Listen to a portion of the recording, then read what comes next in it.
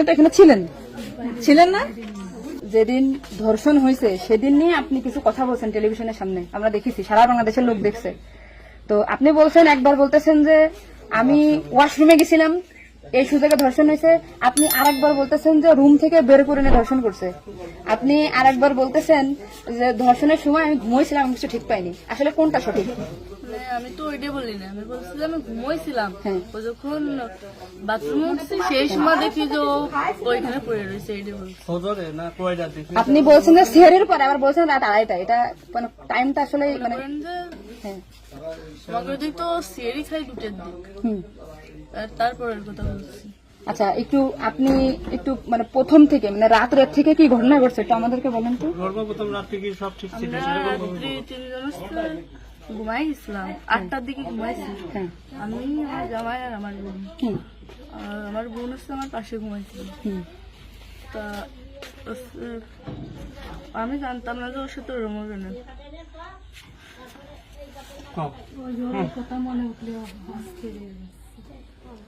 আপনি আসিয়ার বোন, আপনি ওইখানে ওই দিন ছিলেন এক ঘরের ভিতর, আপনার কথা মানে আপনি যা বলবেন সেটাই হবে। এই জন্য আপনাকে যদি ওরা ঘুমের ঘরে কিছু খাওয়াই থাকে, আপনি বলবেন যে আমাকে ঘুমের ভিতরে কিছু খাওয়াই দিচ্ছে, আমি ঘুমাইছিলাম, আমি কিছু জানি না, আমি সকালে উঠে দেখছি এটা। কিন্তু আপনি যদি বলেন যে রাত 2:30টার সময় হয়েছে, আমি তাহলে তো হবে না। আপনার কথা শোনার জন্য বাংলাদেশের লক্ষ লক্ষ মানুষ অপেক্ষায় আছে যে আপনি আসলে যেখানে ছিলেন, আপনি যেহেতু বোন, আপনার বাড়ি যে হয়েছে ধর্ষণটা, সেহেতু আপনি তো মানে জায়গায় ঘরে ছিলেন, আপনি যা বলবেন সেটাই হবে। কিন্তু আপনি যদি এরকম ভুলভাল কথা বলেন তাহলে তো আমরা আলাদা বক্তব্য দিতে আমাদের এখানে যা দিচ্ছে না টোটালি কিন্তু তাহলে আলাদা। আপনি তো এই কি মাগুরা নিউজে আছেন না, আমি আছি মাগরানি হচ্ছে, আমি দৈনিক ঘরে ডাকে আছি। কাদের সাথে মিল না রাখে আসলে আপনার আপন বোন, বিষয়টা সেইভাবেই আসলে বলতে হবে। আর এখানে যে আপনি আপনার স্বামীরে বাঁচাই দিলেন বা আপনার শ্বশুরে বাঁচাই দিলেন এরকম না, কিন্তু এতটা সহজ হবে না। কিন্তু বরঞ্চ আপনার এই আপনি যদি এই তালটে পাল্টে কথা বলেন, বিবাদ কিন্তু আপনার নিকটেই, বিবাদ কিন্তু আপনার। আপনি এটা ঘুরে বেড়াচ্ছেন, এটা ঘুরে বেড়াইতে পারবেন না। আপনিও কিন্তু ওদের সাথেই যুক্ত হইতে হবে আপনার। তার মানে উনি একবার বলতেছে কি জানেন, আমি টয়লেটে গেছিলাম তখন ধর্ষণ হয়েছে, একবার বলতেছে আমি আমরা খুব বিভ্রান্তিতে আসছি, বারে বারে আপনাদের কাছে আসতেছি শুধু এই একটা কারণে। কিন্তু মানে আপনাকে যদি কিছু খাওয়াই থাকে আপনি বলেন যে আমার খাওয়াইছে, আমি কিছুই জানি না, সকালে উঠে দেখেছি আমি এই অবস্থা। কিন্তু আপনি যদি টাইম উল্টো পাল্টা বলেন তখন তো মনে করেন আমাদের বাংলাদেশের লোকেরা। আপনি সকালে আপনার ঘুম ভাঙছিল কয়টায়, মানে যখন আপনি দেখছেন আপনার বোন তখন কোথায় ছিল? পড়েছিল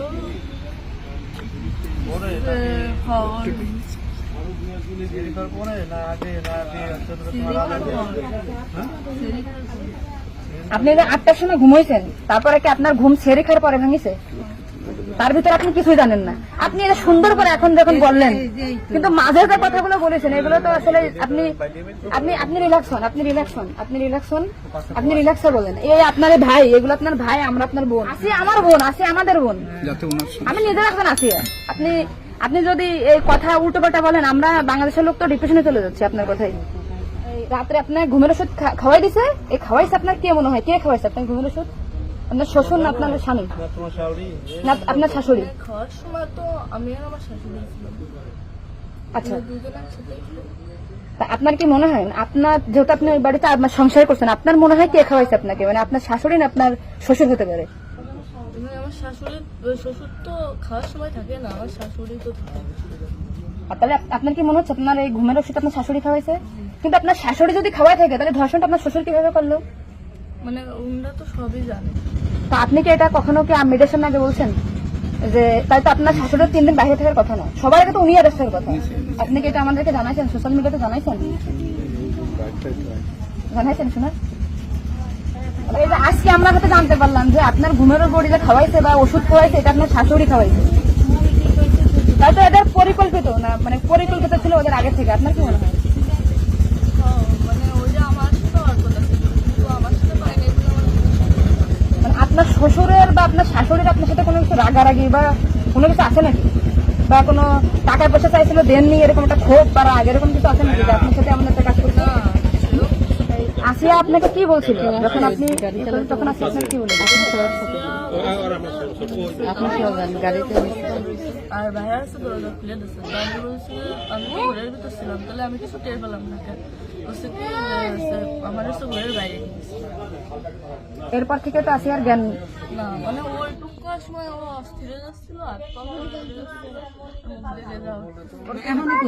আপু আসছে বাইরে, আপনার বাসা মনে হয় বাইরে।